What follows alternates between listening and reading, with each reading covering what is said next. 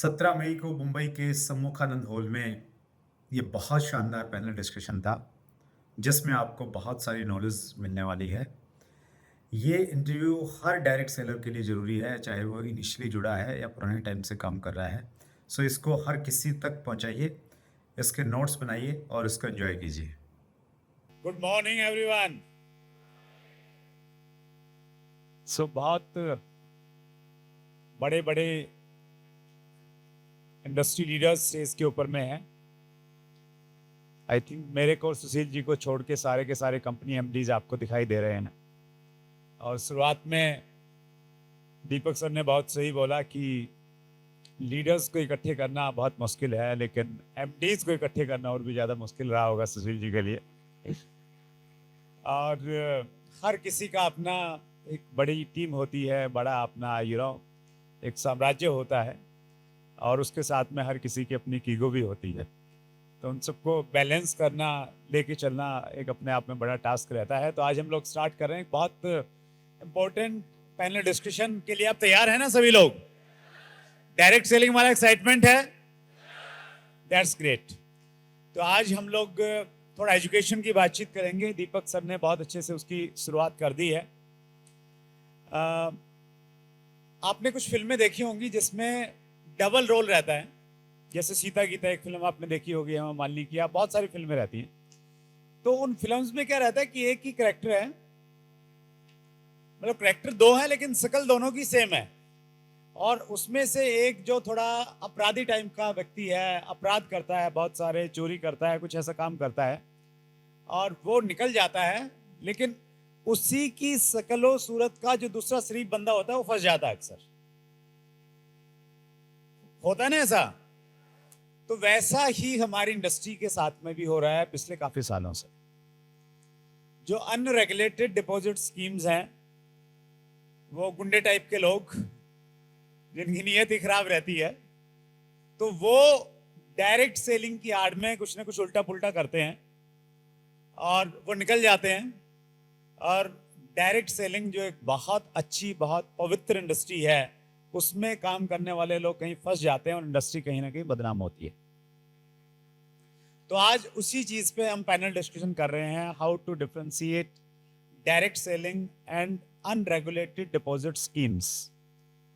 और चूंकि ये पूरा का पूरा आयोजन नेटवर्क एक्सप्रेस की तरफ से किया गया है, तो इसकी शुरुआत में सुशील जी मेरे साथ में है, तो सुशील जी इसको थोड़ा ओपन करेंगे, फिर हम इस पैनल डिस्कशन को आगे बढ़ाएंगे। Over to you Sushil ji. Thank you. आवाज आ रही है आपको? Yes, thank you sir. So basically जैसा कि शुरुआत के प्रोग्राम के शुरुआत में हमने बात किया था कि इंडस्ट्री के लोगों को बहुत सारी प्रॉब्लम्स हो रही हैं राइट फ्रॉम बिगनिंग। अगर कोरोना के बाद स्पेशली ये सारी चीज़ें और ज़्यादा बढ़ गई है और कम भी हो रही है, गवर्नमेंट इसके ऊपर रेगुलेशन ला भी रही है, बट ऐसी कंपनीज जो लगातार लगातार हमें हार्म कर रही हैं। अच्छा, हमको मालूम भी नहीं पड़ता कि कब हमारी टीम से बड़े लीडर छूट गए। मैं कुछ नाम नहीं लूंगा, बस इंडिया की सबसे बड़ी कंपनीज को, जो इंडियन ओन्ड कंपनीज है, जो इंडियन कंपनीज है, उसके सबसे बड़े लीडर्स इसके चंगुल में फंस चुके हैं। आई थिंक सर आपको बहुत अच्छा नॉलेज रहेगा जो मैं नाम बोलना चाह रहा हूँ। मैं नाम नहीं बोलूंगा, बट बड़े बड़े लीडर्स, सबसे बड़ी कंपनीज के सबसे बड़े बड़े लीडर्स ये चीज में फंसते चले जा रहे हैं। और कंटिन्यूस बेसिस पे वो उनकी टीम के जो लाखों और 50,000 जो लाखों लोग जो फॉलोअर हैं, उनको कंटिन्यूस लेके जा रहे हैं अपने साथ, उनकी लाइफ खराब हो रही है। तो आई थिंक ये बहुत अच्छा सब्जेक्ट है जो अनरेगुलेटेड डिपॉजिट स्कीम्स चल रही है, जैसे जो चल रही है उसके ऊपर कैसे अंकुश लगाया जाए, बैन लगाया जाए, इसके ऊपर आई थिंक सबसे पहला मैं बोलूँगा सुरेंद्र सर आप कुछ बोले, फिर followed by Jitendra Dagar ji. Yes, that's great, thank you so much Suhail ji. देखिए, डायरेक्ट सेलिंग की हमारे देश में शुरुआत 1990s के बाद में मानी जाती है। कुछ विदेशी कंपनियों ने हमारे देश में डायरेक्ट सेलिंग के मॉडल पे काम करना स्टार्ट किया, और 2000 के बाद में थोड़ा सीरियसली और कुछ कंपनियां इसमें शामिल हुई। और हमारे यहाँ पे, हमारे देश में चूंकि थोड़ा सा एजुकेशन लेवल कम है कंपेरेटिव टू अदर कंट्रीज, तो उसकी वजह से हमारे देश में बहुत सारी अनरेगुलेटेड डिपॉजिट स्कीम्स कहें या इलीगल डायरेक्ट सेलिंग कहें, कुछ इस प्रकार की बहुत सारी चीज़ें यहाँ पे डेवलप हुई, बहुत तेजी के साथ में डेवलप हुई। और फिर ये प्रॉब्लम सामने आने लगी 2010 के आसपास में कि इसको डिफरेंशिएट कैसे किया जाए, सही क्या है गलत क्या है। और एक लंबा संघर्ष किया गया एसोसिएशंस के द्वारा, जिसमें सरकार से डिमांड की गई कि डायरेक्ट सेलिंग के ऊपर में कुछ रूल एंड रेगुलेशन, कुछ गाइडलाइंस बननी चाहिए। और मुझे परमात्मा ने अपॉर्चुनिटी दी, मैंने बड़ी क्लोजली 2011 के बाद में डायरेक्ट सेलिंग इंडस्ट्री के लिए काम करना शुरू किया। और हमने डिमांड रखी थी गवर्नमेंट से कि डायरेक्ट सेलिंग के ऊपर में कुछ गाइडलाइन दी जाए। उस समय डायरेक्ट सेलिंग किस मिनिस्ट्री के तहत आता है, कौन डिपार्टमेंट इसको देखेगा, कुछ भी क्लियर नहीं था। इवन शुरुआती स्टेज में किशोर वर्मा जी हमारे साथ में बैठे हैं, एफडीएसए के सेक्रेटरी हैं, तो बहुत क्लोजली हम लोगों ने काम किया। और हमने पीआईएल नहीं कहेंगे, आरटीआई, राइट टू इन्फॉर्मेशन के तहत हमने सूचनाएं मांगी सरकार से कि हम ऐसे ऐसे काम करते हैं, डायरेक्ट सेलिंग का एक ये मॉडल है, तो ये इंडिया में लीगल है या नहीं है, और ये किस मिनिस्ट्री के तहत आता है। तो इस प्रकार के बहुत सारी अलग अलग मिनिस्ट्रीज में जब आरटीआई लगाई तो फाइनली सबने हमें गोल गोल घुमा दिया, किसी ने भी जिम्मेवारी नहीं ली कि ये हमारी मिनिस्ट्री के तहत आता है। फिर एक इंटरनेशनल कमेटी बनी और 2016 में 9 सितंबर 2016 को consumer fair ministry government of India ने डायरेक्ट सेलिंग के रूल्स हमें दिए, गाइडलाइंस दी, डायरेक्ट सेलिंग मॉडल गाइडलाइंस 2016 उसको बोलते थे। वो हमारे बीच में आई, थोड़ी क्लैरिटी आई, एक पॉजिटिव एनवायरनमेंट बना डायरेक्ट सेलिंग इंडस्ट्री को लेके। लेकिन उसके बावजूद भी चूंकि वो एक गाइडलाइन थी, एक दिशा निर्देश था, कौन उसको मान रहा है नहीं मान रहा है उसको चेक करने का कोई मैकेनिज्म नहीं था। तो फिर ये डिमांड जहन में ये आया कि कोई रूल्स होने चाहिए इसको लेके, कोई पर्टिकुलर इसकी मॉनिटरिंग होनी चाहिए। और उन सब चीज़ों को लेके फिर डायरेक्ट सेलिंग रूल्स के लिए काम किया गया। और 28 दिसंबर 2021 को डायरेक्ट सेलिंग के रूल्स हमारे सामने आ गए और ये डायरेक्ट सेलिंग का एक लीगल रिकॉग्निशन एक प्रकार से इंडस्ट्री को मिला 2021 में। हालांकि जब रूल्स आए उस समय भी बहुत सारे कंफ्यूजन क्रिएट हुए, स्पेशली जो हमारा इलेक्ट्रॉनिक्स और प्रिंट मीडिया है वो नकारात्मक पहलू हर चीज़ का देखते हैं। तो उन्होंने एक सीरीज में ये बोला कि ये रूल जाने के बाद में डायरेक्ट सेलिंग्स अब इंडिया में नहीं चलेंगे। तो इस प्रकार के बहुत सारे भ्रम पैदा किए गए और कुछ मिसकम्युनिकेशन रहा जब रूल्स हमारे बीच में आए। एक डेफिनेशन थी नेटवर्क ऑफ सेलर्स की, वो कहीं ना कहीं मिसिंग थी। एसोसिएशंस ने लगातार फॉलोअप किया और फाइनली 21 जून 2023 को वो डेफिनेशन भी हमारे बीच में आ गई नेटवर्क ऑफ सेलर्स की। तो उसके बाद में हम मान सकते हैं कि डायरेक्ट सेलिंग के रूल्स हमारे कंप्लीट हो गए हैं। तो ये रूल्स हमारे पास में है, लेकिन अफसोस इस बात का है कि बहुत कम लोगों ने इन रूल्स को अब तक पढ़ा होगा। जो कहते हैं ना कि मेरी तो एक एक बूंद में डायरेक्ट सेलिंग बहती है, तो वो भी अगर मैं आपको चेक करेंगे ना तो उन्होंने मालूम नहीं है कि डायरेक्ट सेलिंग के रूल्स क्या कहते हैं। और जब आपको मालूम ही नहीं कि रूल्स क्या हैं तो फिर आप क्यों इतना दम भरते हैं कि आपसे बढ़िया कोई डायरेक्ट सेलिंग का हितैषी नहीं है। तो ईमानदारी के साथ हम इनको पढ़ें, इनको देखें। इसमें बहुत सारी चीज़ें हैं, मैं बहुत डिटेल में नहीं जाऊंगा, बहुत एक लर्नर पैनल हमारे बीच में है उनके पास में जाऊंगा।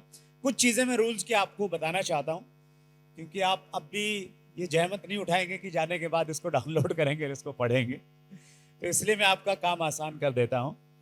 इस रूल में जो बहुत इंपॉर्टेंट चीज़ है, चूँकि हमारा सब्जेक्ट है कि डायरेक्ट सेलिंग कंपनीज को और अनरेगुलेटेड डिपॉजिट स्कीम्स को कैसे हम आइडेंटिफाई करें, तो इसमें पॉइंट नंबर 4 में 12 डॉक्यूमेंट्स सुझाए गए हैं कि ये 12 डॉक्यूमेंट्स, और उसके बाद में एक डॉक्यूमेंट सुझाया गया है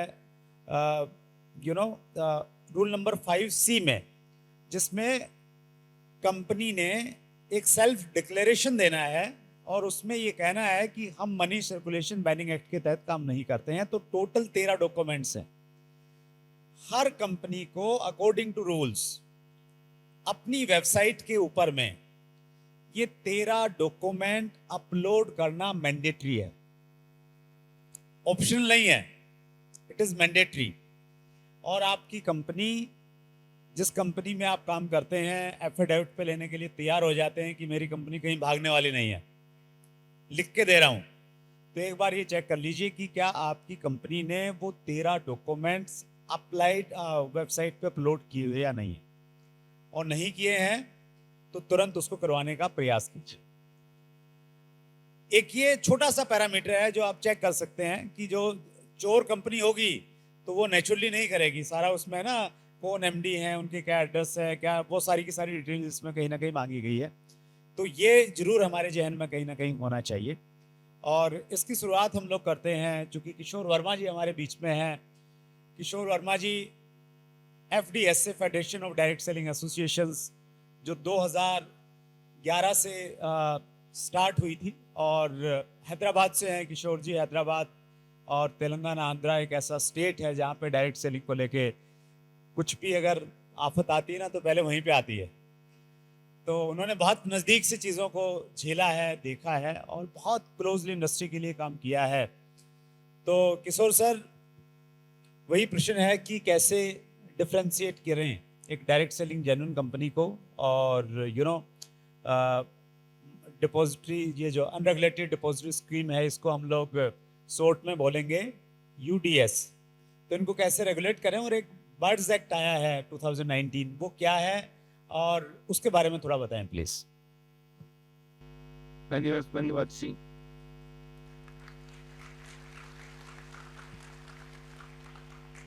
सर, डायरेक्ट सेलिंग बिजनेस को लेके सरकार और हमारी जो 11 साल प्रयास के बाद जो कानून दे दिया है, सरकार अपना काम कर दिया है। और सरकार ये भी कहा है हमारी तरफ से जो करना हमने कर दिया, अब आप लोगों की काम है ये अवेयरनेस ग्रास रूट लेवल तक ले जाना, जिसका मौका है आज सुशील जी अपनी नेटवर्क एक्सप्रेस से ये प्रोसेस कर रहा है। मैं उनको बहुत बहुत कंग्रेचुलेट करता हूँ, और इस तरह प्रोग्राम और भी होना चाहिए। मेरा कहना काफ़ी सिंपल है सर। डायरेक्ट सेलिंग का बिजनेस मतलब जैसा कानून कहता है, हर कंपनी में साइन अप जो है हम ज्वाइनिंग बोलते हैं वो फ्री होना चाहिए। ज्वाइन करने में प्रोडक्ट खरीदी कोई मजबूरी नहीं करना चाहिए, और सब लोग अपनी अपनी इच्छा के हिसाब से, अपनी अपनी पॉकेट साइज के हिसाब से और ज़रूरत के हिसाब से प्रोडक्ट खरीदेंगे। एक बार प्रोडक्ट खरीदा, मान लीजिए हमने कहा तो किसी ने बोला तो मजबूरी में एक बार खरीद सकता, अगर प्रोडक्ट काम कर गया वो अपने आप करेगा बार बार। अब आते हैं, जब भी आप प्रोस्पेक्ट से मिलते हैं, किसी को प्रोडक्ट की इच्छा होगा, किसी को अपॉर्चुनिटी भी इच्छा होगा। आप ऐसा नहीं है कि अपॉर्चुनिटी मजबूर नहीं करना, अगर केवल प्रोडक्ट ही चाहिए उसको आप एक प्रेफर्ड कस्टमर बनाइए। जिसको अपॉर्चुनिटी की इच्छा है उसको आप डायरेक्ट सेलर बनाइए। ये डिफरेंस होना बहुत ज़रूरी है। जितना भी सेल हो रहा है आपकी टीम में, आपकी कंपनी में, सेल के माध्यम से ही आपका रैंक हो, इनकम हो, कोई भी अचीवमेंट हो देना चाहिए। अगर कोई प्लान में अपनी लोग नीचे टीम की गिनती में हेड काउंट पे दे रहा है, वो गलत, वो नहीं होना है। क्योंकि वहाँ पर जब नया रिक्रूटमेंट रुक जाता है, बिजनेस स्टैंड स्टिल हो जाता है, आगे नहीं चलने वाला, वो गलत काम। और प्रोडक्ट अच्छा है तो भी बार बार खरीदने के लिए बार बार आईडी लेना पड़ता है, वो गलत प्रैक्टिस है, वो नहीं होना चाहिए। ये एक थिन लाइन ऑफ डिफरेंस में आप जेन्युइन डायरेक्ट सेलिंग और मनी सर्कुलेशन के अंतर समझ सकते हैं। थैंक यू किशोर जी, इतना मैं कहना चाहता हूँ। Thank you so much sir, बहुत क्लैरिटी आपने दी। हमारे बीच में स्टैन सैरवो सर हैं, लगभग 24-25 साल से इंडस्ट्री को बहुत क्लोजली वॉच कर रहे हैं और अलग अलग तरीके से उन्होंने काम किया है, और बहुत लर्नड व्यक्ति हैं, किताबें भी लिखी हैं डायरेक्ट सेलिंग के ऊपर में, बिजनेस कोच हैं। स्टैन सर, आजकल हमारे यहाँ पे ना क्रिप्टो का बड़ा बोलबाला है और लोगों को बड़ी इनकम फास्ट आती है, लोग इधर उधर हो जाते हैं। क्रिप्टो आज है, कल कोई दूसरी चीज़ आएगी। जैसे बहरूपिया आता है ना भेस बदल बदल के, तो ये जो अनरेगुलेटेड डिपॉजिटरी स्कीम्स हैं ये भेस बदल के आती है, भी क्रिप्टो के रूप में आई हुई हैं।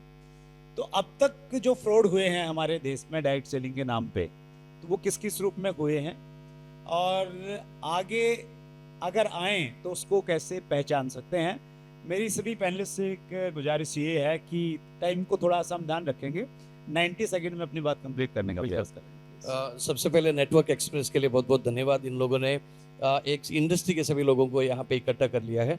एंड सुरेंद्र वत्स सर, आपके साथ जो भी पैनल डिस्कशन में रहना एक सौभाग्य है सभी लोगों का।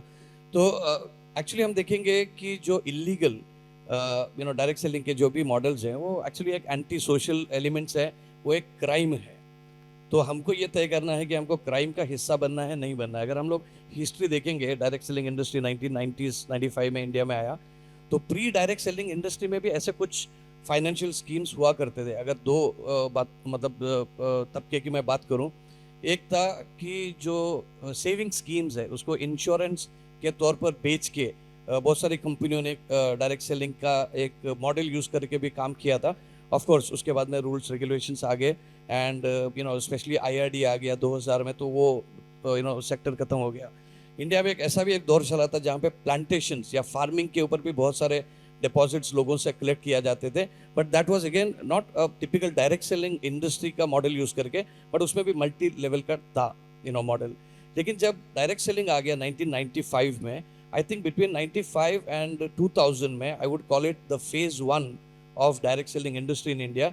यहाँ पे मोटिवेशन कम था, एजुकेशन ज़्यादा था, मल्टीनेशनल कंपनीज बहुत ज़्यादा आई, इंडियन कंपनीज ने भी ये इंडस्ट्री को सीखा परखा और उन लोगों ने स्टार्ट किया। लेकिन यहाँ पर फाइनेंशियल फ्रॉड्स ज़्यादा नहीं थे। But come 2000, internet, binary structures, online payments, ये आने के बाद में एक बड़ा लेवल पे एक फिनेंशियल फ्रॉड्स के या नोशनल प्रोडक्ट्स, मतलब नाम के वास्ते कुछ भी एक प्रोडक्ट्स दे दिए और एक मनी सर्कुलेशन का मैकेनिज्म चलाने वाला एक इंडस्ट्री स्टार्ट हो गया। एंड आज लोग कई बार लोग है ना, उनको बहलाते हैं, फुसलाते हैं और ऐसे वो इंडस्ट्री का पार्ट बनते हैं अनजाने में। लेकिन बहुत सारे ऐसे लोग हैं, they are called the operators, वो जानते हुए भी लोगों को एक्सप्लॉइट करते हैं और उनकी जो वल्नरेबिलिटी है, जो फाइनेंशियल स्थिति सही नहीं है, जल्दी से पैसा बनाना है, इसको एक्सप्लॉइट करके कर लेते हैं। तो we had online products, virtual products in 2001-2 जब भी मैंने एक्टिवली डायरेक्ट सेलिंग स्टार्ट किया था इन 99। उसके बाद में आगे हॉलीडे कूपन्स या डिस्काउंट कूपन्स, एक शॉपिंग कूपन, इसमें कोई प्रोडक्ट था ही नहीं। जो डिस्काउंट देने वाले थे उसको एक प्रोडक्ट बना के भी लोगों को एक मनी सर्कुलेशन स्टार्ट किए थे। उसके बाद में एक दौर आया जहाँ पर सर्वे स्टार्ट हुए थे, बड़ी बड़ी कंपनियों ने सर्वे स्टार्ट किए और कुछ करना तो है ही नहीं था, भाई क्लिक करो और आपको एक पैसा मिलेगा। मतलब ये फ्रंट लाइन या स्टोरी बोर्ड जो है, जैसे सर ने कहा, ये जो बहुरूपिया होके वेज बदल के आते थे, लेकिन पीछे का जो मैकेनिज्म है वो ऑलमोस्ट सेम था। और उसके बाद में हम लोगों ने अभी देखा जो डिजिटल करेंसी या वर्चुअल करेंसी, उसमें NFTs हैं, ICOs हैं, ऐसे बहुत सारे अलग अलग चीज़ लोगों को बताते हैं। और डायरेक्ट सेलिंग इंडस्ट्री एक नॉन होमोजीनियस ग्रुप है। यहाँ पे एक स्टूडेंट भी हो सकता है, फ्रेशर जो इंडस्ट्री में आना चाहता है, एक होम मेकर हाउस वाइफ भी हो सकती है, एक एस्टैब्लिश बिजनेसमैन भी हो सकता है। तो ये नॉन होमोजीनियस ग्रुप में वो वल्नरेबिलिटी को झांक के, एक बार देख के, परख के, people are actually exploiting. Government ने ऑफ कोर्स काम किया, सुरेंद्र वत्स जी ने, किशोर जी ने, जो FDSA के माध्यम से RTI वगैरह करके जो भी लीगल हम लोगों ने सुना। लेकिन यही अपना काम स्टॉप नहीं होता है, हमको सेल्फ रेगुलेशन करना ज़रूरी है। तो हर एक लीडर को अगर ऐसा कोई मौका मिलता है कि भाई ऐसे कोई ऑप्शंस आए हैं, कंपनी स्टार्ट हो रही है, तो वो टेम्पटेशन को एक लिमिटेशन में रख के, क्या लीगल है क्या इलीगल है, इसको फर्क के आगे जाने की रिस्पॉन्सिबिलिटी हमको लेनी है। और इस दिशा में नेटवर्क एक्सप्रेस का जो प्रयास है वो बहुत प्रशंसनीय है। I think it's really highly appreciable. I think हमको सेल्फ रेगुलेशन करने की ज़्यादा ज़रूरत है, गवर्नमेंट ने अपना काम कर दिया। Thank you very much. Thank you so much स्टेन सर, बहुत बहुत धन्यवाद। हमारे बीच में डॉक्टर मीना है, JR Meena ji. Meena sir, direct selling में आप भी इस चीज़ से रूबरू होते ही होंगे, एज ए MD आप रिलेट करते होंगे। बहुत सारे लोग आते भी होंगे आपकी टीम में भी लोग कि जी आपके यहाँ पे पैसा कम है, बाहर ज़्यादा मिल रहा है। Yes sir. तो इश्यूज तो हैं, यस। तो कैसे उनको आप टैकल करते हैं, कैसे गाइड करते हैं? सबसे पहले तो मैं नेटवर्क एक्सप्रेस को धन्यवाद देना चाहूँगा जो मेरे को इतनी बड़ी अपॉर्चुनिटी दी, ऐसे महान योद्धाओं के साथ बैठने का मौका मिला। और जो दो फ्रंट लाइन है, ये भी कम योद्धा नहीं, एक बार जोरदार तालियां इन सभी लोगों के लिए बनती। अब डायरेक्ट सेलिंग इंडस्ट्री उस दौर से आगे आ जानी चाहिए कि मैं अच्छा, मेरी कंपनी अच्छी या मेरा टीम अच्छा। अब ये इंडस्ट्री अच्छी होनी चाहिए, और जब आप इंडस्ट्री की बात करते हो तो आपको गर्व महसूस होता है कि आप डायरेक्ट सेलिंग इंडस्ट्री के अंदर हैं। और मैं इसको सैल्यूट इसलिए करता हूं कि मैं एक नॉर्मल आर्मी मेडिकल कोर के अंदर नौकरी करते करते मैंने डायरेक्ट सेलिंग इंडस्ट्री को एज ए पार्ट टाइम किया, मजाक टाइप में, लेकिन इस इंडस्ट्री ने मुझे इतना दिया, पल्सर से सीधा मैंने ऑडी A3 लिया था डायरेक्ट, कोई बीच में कोई गाड़ी नहीं थी। मैं इस इंडस्ट्री को अगर क्लियरली समझना चाहूं, मोटिवेशन हमारे अंदर बहुत है, यस या no? Definition of the direct selling कौन बता सकता है आप में से? Definition of the direct selling कोई भी, एनीवन? ओके, और मेरे को 90 सेकंड मिले, 30 सेकंड आपको दे रखा है। ग्रेट। क्लियरली 2016 की गाइडलाइन में गवर्नमेंट ने क्लियरली बोला है direct selling means sales of the goods and service providing as a part of the network other than a primary scheme. अगर आप उस डेफिनेशन को भी दिमाग में डाल करके मार्केट में जाते हैं, 90% कंपनियां फेल हो जाएंगे और आप पास हो जाओगे, इस बात की गारंटी मैं आपको देता हूं। गुड्स एंड सर्विस दोनों पे टैक्स लगेगा, दोनों पे जीएसटी का बिल देना पड़ेगा, जीएसटी बिल देते ही नहीं है लोग। आप जीएसटी का बिल तो मांगिए। विवेक बिंद्रा जी अगर बात करते हैं, बजाज साहब अगर बात करते हैं, तो ये सर्विस इंडस्ट्री के अंदर आते हैं और बात करने का भी 18% जीएसटी सरकार को ये देंगे, यस या नो?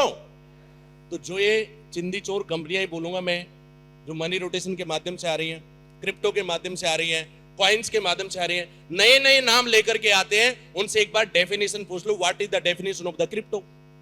लेकिन उससे पहले आपको अपनी डायरेक्ट सेलिंग की डेफिनेशन आनी चाहिए, और ये अवेयरनेस जब आपके अंदर होगी, और ये सिर्फ एक कंपनी की जिम्मेदारी नहीं है, एक पैनल की जिम्मेदारी नहीं है, ये जो फ्रंट लाइन की डायरेक्ट सेलर्स हैं, जो टॉप लीडर्स हैं, आपकी रेस्पॉन्सिबिलिटी है कि आपके डायरेक्ट सेलर को एक अच्छी अवेयरनेस होनी चाहिए, एक अच्छी नॉलेज होनी चाहिए। कंपनी अपने आप करेगी, जो 15 पैरामीटर्स दिए कंपनी अपना फॉलो करेगी, लेकिन what is the duties of the direct sellers? अगर वो बात आपको समझ में आ गई तो आपको समझ में आ जाएगा कौन सी अनरेगुलेटेड डिपॉजिटरी स्कीम है, जहां पे चाहे वो सर्वे के नाम पे आए, चाहे वो आपके क्लिक के नाम पे आए, चाहे वो वीडियो देखने के नाम पे आए, चाहे वो आपके अलग अलग रूप में आएंगे। नई टेक्नोलॉजी गवर्नमेंट कोई लेके आती है, ये ऐसे बहरूपी है, उसी नाम से प्लान लॉन्च कर देते हैं, अपन को समझ में भी नहीं आता, यस या no? Blockchain, startup, money rotation, digital क्रांति। अब डिजिटल इंडिया, अभी आप फिजिकल का क्या कर रहे हो? प्रोडक्ट बेच तो गई, यस या नो? आपको अवेयरनेस लेनी पड़ेगी, और ये डेफिनेशन में क्लियरली है। और शायद अगर आपने सीपीए एक्ट 2021 पढ़ लिया तो आप सिर्फ डायरेक्ट सेलर नहीं बन जाओगे, इस इंडस्ट्री के प्रोफेसर बन जाओगे, इस बात की गारंटी मैं देता हूं। एक बार नहीं, 9 बार कम से कम आप पढ़िए। Thank you Meena ji, thank you sir. Thank you so much. हमारे पास में जितेंद्र डागर जी हैं, बहुत लर्नर्ड व्यक्ति हैं, बहुत नॉलेज है, बहुत शानदार स्पीकर हैं।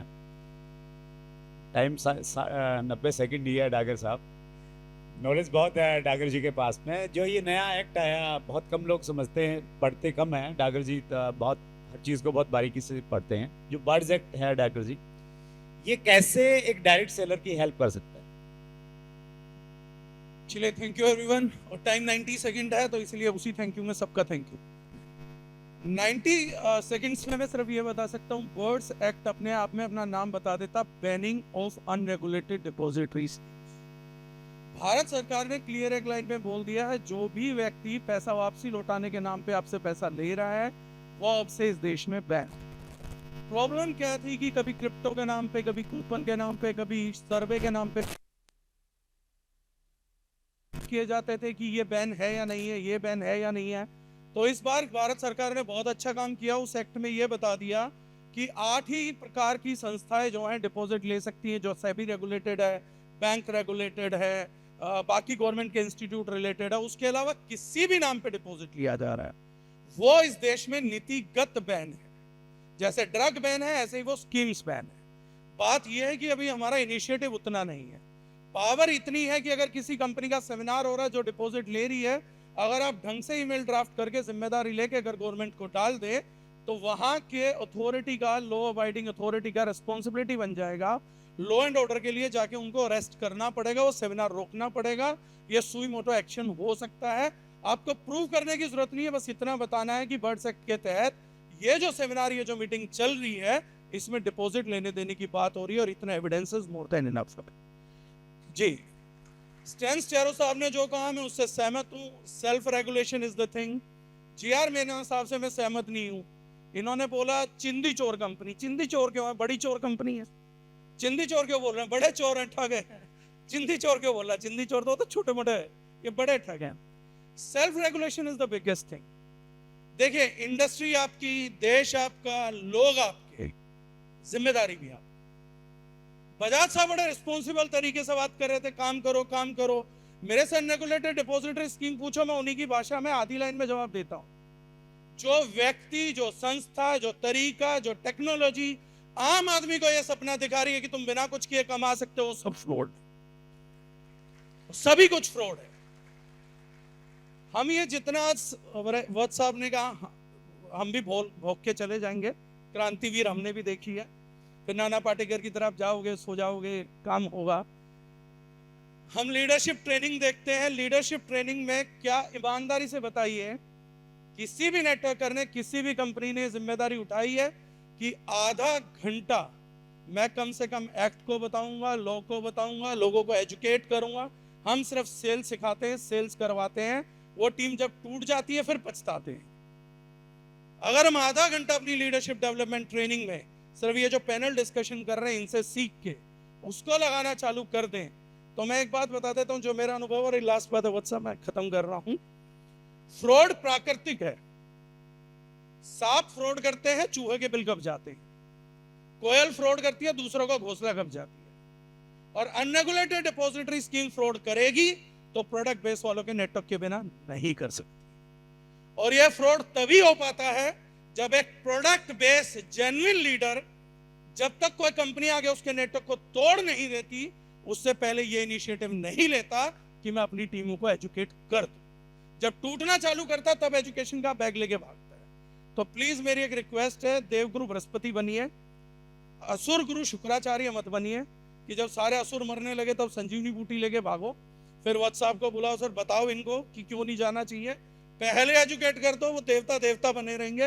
असुर बनने के बाद कोई संजीवनी बूटी नहीं है, शुक्राचार्य नहीं है। So thank you very very much sir, thank you. Thank you so much Dagar साहब। किसी को बोलते हैं गागर में सागर भरना। देखिए, एक सिंपल सी डेफिनेशन ये हो सकती है, एक डिफरेंशिएट ऐसे कर सकते हैं आप, जो ट्रू डायरेक्ट सेलिंग है वो आपसे पैसा लेगी और प्रोडक्ट दे देगी और डील वहीं पे खत्म। और जो अनरेगुलेटेड डिपॉजिट स्कीम है वो आपसे पैसा लेगी, शायद प्रोडक्ट भी दे दे दिखावे के नाम पे, लेकिन डील खत्म नहीं होती। वहां पे डील जारी रहती है कि हम आपको हर महीने इतना दे देंगे, 1 साल में इतना दे देंगे, 2 साल में इतना दे देंगे। तो ये एक पैरामीटर हो सकता है उसको चेक करने का। जहां लेन देन उसी समय खत्म, तो इसका मतलब चीजें सही हैं। और जहां आगे का प्रॉमिस किया जा रहा है उसका मतलब दाल में काला नहीं है, दाल ही काली है। हमारे बीच में तारा प्रकाश तिवारी जी बैठे हैं।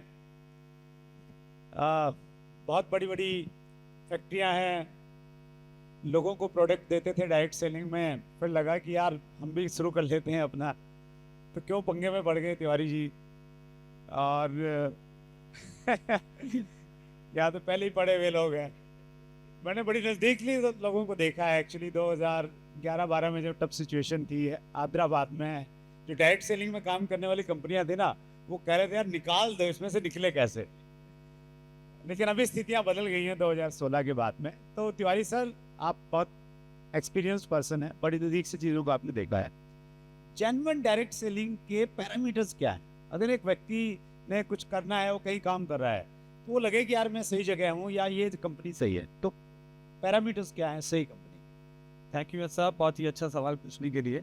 और डायरेक्ट सेलिंग का पंगा क्यों ले लिया कि सर मेरी लाइफ की जर्नी एक तरीके से, मेरा करियर भी as a agriculture scientist central government के जॉब के साथ साथ में डायरेक्ट सेलिंग में एक मल्टीनेशनल कंपनी के साथ शुरू हुआ और पहले ही साल में 10 लाख से ज़्यादा पे आउट मैंने अचीव किया। बाद में कुछ चीज़ों की वजह से मैं एक राजीव दीक्षित जी के साथ जुड़ा और सारी मूवमेंट का हिस्सा बना, और फिर मैं मैन्युफैक्चरिंग में आ गया, डायरेक्ट सेलिंग से दूर रहा। लेकिन कहते हैं ना कि पहला प्यार कभी भी ज़्यादा दिन तक है ना, मैरिज हो भी जाए तो पहला प्यार आपको हमेशा याद रहता है। तो वैसा नहीं, मैं मेरे लिए नहीं करा। लेकिन डायरेक्ट सेलिंग के अंदर आज जो स्थिति बनी हुई है सर, मैं 100 से ज़्यादा 111 डायरेक्ट सेलिंग कंपनीज के लिए प्रोडक्ट बना चुका हूँ, लगभग 47 के लिए फिलहाल बना रहा हूँ, जिसमें मल्टीनेशनल कंपनीज भी हैं, अमेरिकन बेस्ड कंपनीज भी हैं, जिनके लिए प्रोडक्ट फिलहाल बना रहा हूँ। बहुत सारी चीज़ें सीखी मैंने ज़्यादातर मेरी लाइफ में मेरे को लगता है कि 150 से ज़्यादा डायरेक्ट सेलिंग कंपनीज के मैनेजिंग डायरेक्टर से मैं मिला और आज भी मिलता ही रहता हूँ। तो बहुत सारी चीज़ें इन लोगों ने सिखाई और मैं बहुत सारी चीज़ें सबको धन्यवाद देता हूँ, आप सब लोगों से मैं सीखा। और पिछले 2.5 साल में मैं जो देख पाया हूँ, हम जो फाइनेंशियल इस तरीके के फ्रॉड कर रहे हैं, क्रिप्टो कर रहे हैं, वो तो सब चोर है ही है, उसमें तो कोई डाउट नहीं है, वो तो गवर्नमेंट जानेगी उसके बारे में क्या करना है, आप बड़े-बड़े लोग जानेंगे। लेकिन मैं तो सिर्फ इतना समझ रहा हूँ कि किसी की बीवी अगर उसको छोड़ के जा रही है या एक्स्ट्रा मैटरनल अफेयर्स कर रहा है, तो कुछ ना कुछ प्रॉब्लम तो रिलेशन में है।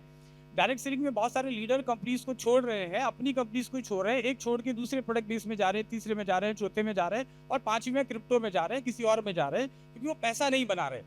जहां तक मुझे लगता है, मैं राइट, पैसा बहुत कम लोग बना रहे हैं, पैसा नहीं बना रहे हैं वही जा रहे हैं, जो पैसा बना रहे हैं जनरली वो नहीं जाते। और पैसा नहीं बनाने का रीजन है, जैसे सर ने कहा कि मेरे ब्लड में सेल्स है, तो सेल्स ही नहीं है, लोग सेल्स ही नहीं करना चाहते हैं, सेल्स के स्किल्स नहीं सीखना चाहते हैं, नॉलेज नहीं लेना चाहते हैं, बहुत सारी चीजें हैं। तो कंपनीज क्या कर रही है आज, बहुत सारे प्रोडक्ट बेस्ड कंपनीज भी, या मेरे हिसाब से एक अच्छी कंपनी में जो चीज़ें होनी चाहिए कहीं ना कहीं मिसिंग है, वहाँ पे कई लोग मंथली मतलब डेली बेसिस पे प्लान चल रहे हैं, डेली बेसिस पे पे आउट हो रहा है, आई डोंट नो। लेकिन मेरी समझ से बाहर है कि डेली आप कैसे पे आउट कर रहे हैं, वीकली कैसे कर रहे हैं, कैसे मैनेज करेंगे। बहुत सारे गवर्नमेंट के रूल्स इसमें आ रहे हैं आज वाले, जो नहीं फॉलो कर पा रहे हैं। लोग पैसा दे के लीडर्स को खरीद रहे हैं। मेरे पास तो बिकने के लिए लोग आते हैं, मैं तो इस सेमिनार हॉल में बैठे 4-5 लोगों के नाम तो नहीं ले सकता, लेकिन लोग बिकने के लिए आते हैं, है ना, वॉलंटरीली, कि सर मेरे को 12 लाख रुपए वहाँ दे रहे थे, लेकिन अगर मैंने सुना आपका नाम 15-20 लाख अगर देते हैं तो मेरी टीम के साथ आता हूँ। मैं तो खुलेआम बोलता हूँ लोगों को, मेरे वीडियोस आप देखिए। तो ऐसा क्यों हो रहा है, लोग क्यों बिक रहे हैं भाई, ऐसा ना, ऐसा क्या हो गया है इस इंडस्ट्री में। तो मैं समझता हूँ सर कि इस इंडस्ट्री को स्टेबिलिटी देने के लिए हमें एक कंपनीज के लिए भी एक मतलब मैनेजिंग डायरेक्टर्स के लिए एक ट्रेनिंग सेशन रखना चाहिए। आप जैसे लोगों को हमको सिखाना चाहिए कि यार हम लोग कहाँ गलत कर रहे हैं, क्या क्या गलतियाँ हो रही है, क्यों लोग बिक रहे हैं, क्यों कंपनियां खरीद रही है। और अनफॉर्चुनेटली सर, मैं कम से कम 4-5 छोटी छोटी डायरेक्ट सेलिंग कंपनीज के एमडीज को जानता हूँ जो अभी कंपनी बंद करके क्रिप्टो कर रहे हैं, राइट। तो लीडर्स की बात नहीं है यहाँ, तो कंपनियां बंद हो रही है, कंपनियां क्रिप्टो में जा रही है, तो कहीं ना कहीं तो प्रॉब्लम है। तो हमें समझना पड़ेगा हमारे एथिक्स को, हमारे वैल्यूज को। सबसे ज्यादा एथिक्स की कभी मुझे नजर आती है, मैं तो अभी नया बच्चा हूँ डायरेक्ट सेलिंग में, वैसे इस इंडस्ट्री में काफी समय हूँ, लेकिन एथिक्स के नाम पे बाबा जी का टुल्लू मिलता है यहाँ पे। बहुत सारे कंपनियां भयानक अनएथिकल प्रैक्टिसेस कर रही हैं, प्रोडक्ट बेस ही कर रही हैं। तो फिर जब हमारे घर में प्रॉब्लम है तो हमारी बीवी बाजू में देखेगी सर, राइट। सो कहीं ना कहीं मुझे लगता है हम अगर सुधर जाएंगे तो हम क्रिप्टो में जाने से रोक पाएंगे, या जो अनरेगुलाइज जो चीज़ है उसमें जाने से रोक पाएंगे, अगर हम अपने आप को बेटर कर लें। मैं यही मानता हूँ। Thank you so much Tiwari ji, बहुत बहुत धन्यवाद। हमारे बीच में सुशील जी के हम फाइनल कमेंट्स लेंगे, लास्ट में क्लोजिंग रिमार्क्स सुशील जी से लेंगे। कमल नारायण साहू हैं, बहुत यंग और बहुत एनर्जी के साथ में काम कर रहे हैं। हेलो कमल सर, तिवारी जी ने बताया कि सही कंपनी की पैरामीटर्स क्या हैं, कैसे उसको पहचाने, तो गलत कंपनी को कैसे पहचाने। सबसे पहले सुरेंद्र सर के चरणों में नमन, और सौभाग्य जो हमें मिला है एक्सप्रेस नेटवर्क एक्सप्रेस के फाउंडर्स ने, धन्यवाद। सभी प्रबुद्ध जन, आप सभी इस सामूहिक समारोह में शामिल हुए, क्योंकि वाकई दीपक सर बता रहे थे कि मुश्किल होता है सारे एमडीज को एक वो में लेके आना। और एक दीपक सर के लिए जोरदार ताली जो जे डायरेक्ट सेलिंग बोले। सर दोस्तों, मैं एक चीज़ बताना चाहूँगा अपने व्यू के अकॉर्डिंग। सुरेंद्र सर ने कहा, और 90 सेकंड का टाइमलाइन है, कि देखिए इसको हम बिजनेस पॉइंट ऑफ व्यू से देखेंगे कि गलत कंपनी, क्योंकि direct selling is a business, है ना। हमारे गीता जी में एक चीज़ कहा गया है, अध्याय 16 श्लोक नंबर 21 में, कि त्रिविधम नरक्षेदम द्वारम। आत्म जो हमारा सम्मान है, एक पुरुष है जो गलत रास्ते अपनाते हैं, उसके 3 तरीके होते हैं, काम, क्रोध और लोभ। व्यवसाय का पहला नियम यह है कि देना। व्यवसाय का पहला नियम देना है, लेना नहीं है। जब भी आपको व्यवसाय में लोभ देकर लाया जाए, समझ लो वही गलत कंपनी है, क्योंकि वहां पे लोभ है, और लोभ पाप है। सीधी सी बात है, पाप घुसने का एक रास्ता है एक अच्छे मनुष्य के जीवन में। तो सबसे पहले आज जनरेशन क्या है, ट्रेंड क्या है, हर कोई व्यक्ति बोलता है आईटी का दुनिया है, टेक्नोलॉजी की दुनिया है, एडवांस हो गया, एआई हो गया। भाई लूट यहीं से तो घुसेगा, प्रोडक्ट और सर्विस की बात ही नहीं होगी फिर। और जहां प्रोडक्ट और सर्विस की बात हो जाएगी, टेक्नोलॉजी केवल सपोर्ट रहेगा, वहां नीचे बैठ के प्रणाम साहब कहेगा। सो गलत कंपनी की एक ही चीज है, उसका प्रेजेंटेशन सीधा सीधा आपको दुगना तिगना चौगुना रहेगा सर, प्रोडक्ट सर्विस तो रहेगा ही नहीं। ये मेरा व्यू है। बाकी बहुत बहुत धन्यवाद आप सभी का। Thank you so much sir. Thank you, बहुत बहुत धन्यवाद कमल जी, आपने बिल्कुल टाइम का ध्यान रखा प्रॉपर। हमारे बीच में देवानंद यादव जी हैं, यंग डायनेमिक, बहुत जोश खरोश के साथ में काम कर रहे हैं। देवानंद जी कैसे डिफरेंशिएट करें? Thank you so much sir. सबसे पहले आप सभी को मेरा नमस्कार और business express and network express का धन्यवाद जिन्होंने अपॉर्चुनिटी दी। सबसे जो बड़ी समस्या है सर कि जब हम डायरेक्ट सेलिंग लोगों को बताने जाते हैं तो बहुत सारे लोग ये बताने जा रहे हैं लोगों को कि तुमको जल्दी अमीर बनने का हम स्कीम बताने आए हैं। लोगों को सबसे पहले अभी साहू सर ने एक बात बोली कि ये बिजनेस है, जैसे दुनिया में और बिजनेसेस होते हैं, और बिजनेस को बिल्ड करना होता है पूरे सिस्टमेटिक तरीके से। लोग क्या कर रहे हैं, लोग वो देखते हैं सर कि कौन सा काम आसानी से हो जाए, लोग ये नहीं देखते कि कौन सा काम सही है। हमें ये नहीं देखना है कि कौन सा काम आसानी से हो जाए, हमें देखना है सही कौन सा है। भाई अगर लोगों को बिजनेस करना हो तो आसानी से गांजा बेचने का बिजनेस हो सकता है, शराब बेचने का बिजनेस हो सकता है, और पहले दिन से पैसा आएगा। जितना आपने इन्वेस्ट किया है रिटर्न ऑन इन्वेस्टमेंट बहुत हाई होगा। लेकिन आप ये तो सोचिए कि जिस बिजनेस पे आप पैसा लगाए, खून पसीना लगाए, जिस दिन सरकार को उसके बारे में पता चलेगा, नहीं पता चलेगा आप ऑडी BMW हफ्ते 2 हफ्ते 1 महीने में ले लेते, नहीं पता चलेगा आप गांव में सबसे तेजी से अमीर बन जाएंगे, शहर में सबसे तेजी से अमीर बन जाएंगे, आपके ठाठ होंगे। जिस दिन पता चलेगा सीधा उसका एक ही पता है कि आपका उस दिन के बाद कोई पता लगने वाला। आप ये समझिए, मैं हमारे सभी डायरेक्ट सेलर्स को ये कहना चाहूंगा कि आप सीरियसली एक ऐसा बिजनेस शुरू किए हैं जो आने वाली कई पीढ़ियों तक आपके परिवार को सिक्योर करने वाला है। तो आप आसानी से हो जाए करके कोई ऐसा रास्ता मत चुनिए कि जिस दिन सरकार को पता चलेगा आपके मम्मी, आपके पापा लोगों को पूरे समाज की जिल्लत झेलनी पड़ेगी। तो मैं इतना कहूंगा सर कि जैसे अभी साहू सर बोले और आप सब बोल रहे हैं कि जहां पर सही हो, गलत कंपनी इतनी आ रही सर, कई कंपनी आती है कि आप पैसा दो उससे बकरी खरीदेंगे, बकरी साल में 4 बच्चे देगी, 2 बच्चे का पैसा तुम्हारा, 2 बच्चे का हमारा। कई कंपनी आ रही सर, मैंने देखा सुअर खरीदेंगे आपके पैसे का, सुअर 1 साल में 12 बच्चे देगी, यानी 12 गुना पैसा होगा, 6 गुना आपका। और सुनने में जेन्युइन भी लगता है, सच में 12 बच्चे देगी तो 6 को बेच के 6 गुना पैसा होगा। तो आप ना ये मत सोचिए भाई वो जो सुअर हम खरीदा वो मर भी सकती है, आप ये मान लीजिए। तो जो चीज आसान लगे वो मत करिए, बिजनेस कभी आसान नहीं। That's great, thank you so much sir. Thank you, बहुत बहुत धन्यवाद। देवानंद यादव जी ने बहुत सही तरीके से और सीधी भाषा में हमें बताया। हमारे बाज में बहुत एक्सपीरियंस्ड मिथुन साधु खान सर हैं। सर कैसे डिफरेंशिएट करें? Thank you sir. Please. Actually as a management part मेरा एकदम शुरुआत है, लेकिन 20 साल में इंडस्ट्री में रहा और नेटवर्किंग इंडस्ट्री में एक बहुत ज़बरदस्त सफ़र रहा। इस साल मर्सिडीज ले रहा हूँ तो अगले साल BMW ले रहा हूँ, ये देखा मैंने। But I was belong to Bengal, और ये जितना भी चीट फंड मनी मार्केट का इतना कहानी हर गली गली में वहाँ पे दिखने को मिला। ऑनेस्टली देखो, 2 तरह का मैंने मैकेनिज्म देखा। एक होता है जो इन्वेस्टमेंट को पैसा घुमा के होता है, सीधी सी अगर नॉन वर्किंग है, यानी आप थोड़ा सा अगर नॉलेज रखते हैं कोई भी, क्योंकि ऊपर का लीडर को मैं नहीं बोलूँगा क्योंकि दे आर बिग गया, वो लोगों को लालची बहुत लालच होता है, उन लोगों का एथिक्स कुछ होता नहीं है। मैं कहूँगा नए पीढ़ी के लिए इतना सा मैथमेटिक्स आप लोग को आना चाहिए, जो पैसे देने के बाद जो भी मिलता है, क्योंकि सामान की आड़ में भी कई पैसा घुमाने का जरिया होता है। सिर्फ कैलकुलेशन लीजिए, मैं जो दे रहा हूँ उससे ज्यादा की वापस आने का कोई कमिटमेंट है तो दैट इज मनी सर्कुलेशन। और एक तरह जो प्रोडक्ट मार्केटिंग में होता है, सिर्फ इतना कैलकुलेशन लगा लीजिए, अगर पूरे सिस्टम में एक भी ज्वाइनिंग नहीं होता है पूरे महीने में, फिर भी कोई कमिटमेंट है क्या पैसे आने का? तो ये दोनों चीज़ों से जरूर आप लोग बच के रहिए। और डेफिनेटली मेरा अपना जो सोच समझ है ये से आता जाएगा। आज की मुंबई नौकरी जो फिल्म स्टार को लिए है, बट ब्लू फिल्म से भी पैसा कमाता है और बढ़िया सक्सेसफुल फिल्म होता है। हम किसको देख के एक्टिंग में मोटिवेट होंगे वो अपना चॉइस है। आज इंडियन इंडस्ट्री में ऐसे कंपनीज है जो कुछ 1000 करोड़ में खेल रहे हैं, 50 साल 60 साल का इंडस्ट्री है। एमएनसी कंपनीज जो है, कई सारे इंडियंस कंपनी है जो 1000 करोड़ में खेल रहे हैं।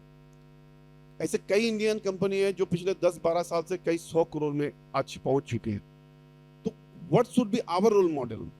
हम उन लोगों की तरफ फोकस करें जो लोग शायद ये क्लैरिटी नहीं दे रहा है अगले साल रहेगा क्या नहीं, या जो ट्रेंड, जो साइंस, जो लॉजिक, जो सिस्टम कई सालों से चलते आ रहे हैं, तो definitely we have to have so that, और विदाउट प्रोडक्ट्स, और प्रोडक्ट भी ऐसा नहीं है सिर्फ दिखाने के लिए, जो सही में वैल्यू ऐड कर सकते हैं। आप उस प्रोडक्ट के साथ अपना एक एहसास जुड़ सकते हैं, अपने एक प्राउड फीलिंग्स जुड़ सकते हैं, क्योंकि डायरेक्ट सेलिंग का प्रोडक्ट ही जरिया है उस कंपनी को पहचान बनाने में मार्केट में।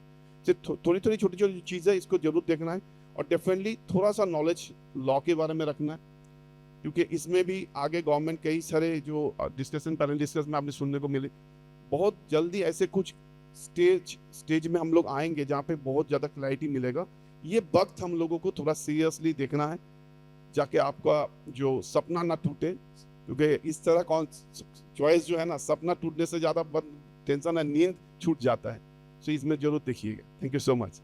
बहुत बहुत धन्यवाद खान साहब, thank you very much. Sir ने बहुत अच्छी बात बोली कि आपको रोल मॉडल देखने पड़ेंगे और उन जैसा बनने का प्रयास करना पड़ेगा। बहुत बार क्या रहता है कि कोई कंपनी आती है, वो कुछ उल्टा पुल्टा ऑफर दे रही है, काम कर रही है, तो हमें लगता है यार हम भी इसी को अडॉप्ट कर लें, हमें उसका भविष्य नहीं मालूम क्या होने वाला है, हम वैसा कर लेते हैं। सुशील जी के पास में जा रहे हैं, डिस्कशन थोड़ा हैवी हो गया, तो ऑन लाइटर मोड एक कहानी सुनाता हूँ थोड़ी सी, जो इससे रिलेट करती है। गांव में एक किसान था और उसकी भैंस बीमार हो गई, तो वो किसी दूसरे के पास में गया, उसकी भैंस बीमार थी कुछ दिन पहले, तो बोले यार मेरी भैंस बीमार हो गई है, तो तू बता क्या देना चाहिए। तो उसने बोला कि यार तू है ना सरसों के तेल की 2 बड़ी बड़ी नाल उसको पिला दे। तो वो गया, जाके उसने सरसों की 2 नाल भरी और वो भैंस को पिला दी, और वो पीने के बाद में भैंस मर गई। तो वो फिर वापस गया उसके पास में, बोले यार तूने बोला था मैंने पिला दी और मेरी भैंस तो मर गई। तो बोले मेरी कहाँ बची थी, मेरी भी तो मर गई थी। तो बोले तूने पूछा ही नहीं कि क्या हुआ था। तो ये जो ऐसी कंपनियां आती है ना, उनका क्या होना हमें मालूम नहीं होता है, उसके चक्कर में हम अपनी चलती चलाई चीज को गड़बड़ करके और हम लोग बाहर निकल जाते हैं। सरसों का तेल कितना पिलाना है, कब पिलाना है, वो इम्पोर्टेंट है देखना। और नेटवर्क एक्सप्रेस उस मुहिम में काम कर रही है। बहुत अच्छा सब्जेक्ट चुना गया पैनल डिस्कशन का, और डेफिनेटली इससे आप लोगों को लाभ हुआ होगा और उन सब लोगों को लाभ होगा जो बाद में सोशल मीडिया पे इसको देखेंगे। सुशील जी को मैं मौका दे रहा हूँ आपकी जोरदार तालियों के बीच, आभार के बीच में, कि उन्होंने आयोजन करवाया। सो एक क्लोजिंग रिमार्क है मेरा। आई थिंक टाइगर सर ने जो बात किया, तो सबसे पहला उसमें इम्पोर्टेंट है नॉलेज। क्या आपको आपके ट्रेनिंग में सिखाया जाता है एक्ट के बारे में? जितने लोग यहाँ पे बैठे हैं, मेरे ख्याल से सब लोग ने बात किया कि नॉलेज, राइट, क्या सिखाया जाता है। तो नॉलेज के बारे में मेरा बहुत फेमस डायलॉग है, मैंने उस दिन मीटिंग में भी सेम चीज़ बोला था, आज भी यहाँ पे बोलना चाहूँगा। देखिए, नॉलेज से सब कुछ आता है, ठीक है, मानते हैं कि नहीं? अल्टीमेटली गोल क्या है लाइफ में? सुखी रहना, राइट। इसके अलावा और कोई गोल है आपका? हर चीज का मतलब है सुखी रहे, राइट। विद्या से विनय आता है, राइट। विनय, नम्रता आती है आपको, राइट। आपको डायरेक्ट सेलिंग एक्ट भी आएगा, बर्ड्स एक्ट भी आएगा, अनरेगुलेटेड डिपॉजिट स्कीम क्या है ये भी आएगा, अगर आपके पास विद्या है तो। और विनय से ना आपकी कैपेबिलिटी बढ़ती है, पात्रता बढ़ती है, राइट। विद्या से आपकी विनय आए, विनय से आपकी पात्रता आती है, और जब पात्रता होती है, आप कैपेबल होते हैं ना, ऑटोमेटिकली धन आता है, राइट। और हर सुखी इंसान का क्या है सबसे बड़ा चीज? धन है तो सुख है, राइट। तो विद्या हर चीज से रिलेटेड है। आई थिंक मैं सबको थैंक यू बोलना चाहूँगा, राइट फ्रॉम एवरीवन, सारे panelist, thank you very much, क्योंकि आज आपने जिस बात पे फोकस डाला है, अनरेगुलेटेड डिपॉजिटरी स्कीम, कैसे बचा जाए, इन स्कैमर से, फ्रॉड से कैसे बचा जाए, इस पे बहुत अच्छे तरीके से आप सभी लोगों ने प्रकाश डाला है और बातें किया है। और over to you sir, closing remark आपका। बहुत बहुत धन्यवाद सुशील जी। मैं संस्कृत का स्टूडेंट रहा हूं, तो जो सुशील जी ने बोला उसको संस्कृत में हम कह सकते हैं, विद्या ददाति विनयम, विनयात आति पात्रताम, पात्रत्वात् धनम आपनोति, धनात् धर्म ततः सुखम। तो शुरुआत सारी विद्या से होती है, नॉलेज से होती है, और फिर आप अल्टीमेट गोल को प्राप्त कर सकते हैं। देखिए, पैनल डिस्कशन में कोई दूसरा भी एक फैंसी सा भी सब्जेक्ट रखा जा सकता था जिसमें आपको शायद नॉलेज नहीं मिलती लेकिन मज़ा बहुत आता। लेकिन ज़िंदगी में मज़े को ज़्यादा महत्व मत दीजिए, ज्ञान को ज़्यादा महत्व देंगे तो फिर आप ज़िंदगी में बहुत आगे बढ़ते जाएंगे और बहुत सारे लोगों की ज़िंदगी को अच्छा करते चले जाएंगे। तो वैसे ही एक सब्जेक्ट यहाँ पे चुना गया, इसको सोशल मीडिया के माध्यम से मैं उम्मीद करता हूँ कि नेटवर्क एक्सपर्ट्स टीम चूँकि सोशली बहुत साउंड है और इसलिए इतने सारे लोग और इतने बड़े बड़े लोग यहाँ पे हैं, they are master in it. तो ये जैसे ही आपके पास में पहुँचेगा इसको लोगों तक पहुँचाइए, एक सही इन्फॉर्मेशन ताकि जाए। अवेयरनेस एक्चुअली हमें पैदा करनी पड़ेगी। देखिए, मुंबई जैसे बड़े शहर में हर रोज़ सैकड़ों लोगों की जेब कटती है, मानते हैं आप? कुछ लोग कहेंगे जी सैकड़ों की तो कम बताया, हज़ारों की कटती है। क्या आपको लगता है कि जिसकी एक बार कटी होगी अगली बार भी उसकी कटती होगी? उसकी नहीं कटती होगी, वो समझ जाता है देख के कहाँ पैसा रखना, कहाँ से निकला है ना। तो किनकी कटती फिर भी हर रोज कट रही है? क्योंकि दिल्ली में, बॉम्बे, इन शहरों में हर रोज लाखों लोग नए आ रहे हैं, उनको एक्सपीरियंस नहीं है ऐसा। गांव में तो ऐसे ही घूमते थे वो, जब यहाँ पे पहली बार आए तो उनकी कट जाती है। तो डायरेक्ट सेलिंग में भी जो व्यक्ति पुराना है, संभावनाएं कम है कि वो कहीं फंसेगा, किसी स्कीम में फंसेगा। कौन फंसेगा? जो नया आया है, जिसको ये मालूम है बस कि यहाँ पे जैसे लोग बॉम्बे में आते हैं ना कि वहाँ हीरो बनते हैं। अमिताभ बच्चन भी ऐसे ट्रेन पकड़ के गया था, शाहरुख खान भी ऐसे गया था, मैं भी कुछ करूँगा। तो जो लोग ऑडी देखते हैं, मर्सिडीज देखते हैं, वो आते हैं, लेकिन उनको नहीं मालूम कि किस प्रकार का अप्रोड और किस प्रकार की चीज़ें हैं। तो हमें, चूँकि हम रिस्पॉन्सिबल मानते हैं अपने आप को इंडस्ट्री के, तो हमारी जिम्मेवारी है कि हम अवेयरनेस पैदा करें, हम डायरेक्ट सेलिंग रूल्स के बारे में हम लोग वो लोगों को बताएं और इस प्रकार के पैनल डिस्कशन की डिटेल जानकारी लोगों को दें, तो हम इंडस्ट्री को सुदृढ़ कर सकते हैं। और फिर ऐसा रहेगा, जो चोर चोरी करके जाएगा ना, डबल रोल वाला, तो उसको वहीं पे पकड़ा जाएगा और शरीफ जो है हमेशा बच जाएगा और उसको वाहवाही मिलेगी। सो सभी का बहुत बहुत धन्यवाद। Thank you so much panelist, आपने समय की गरिमा में रहते हुए बातचीत रखी। Thank you everyone.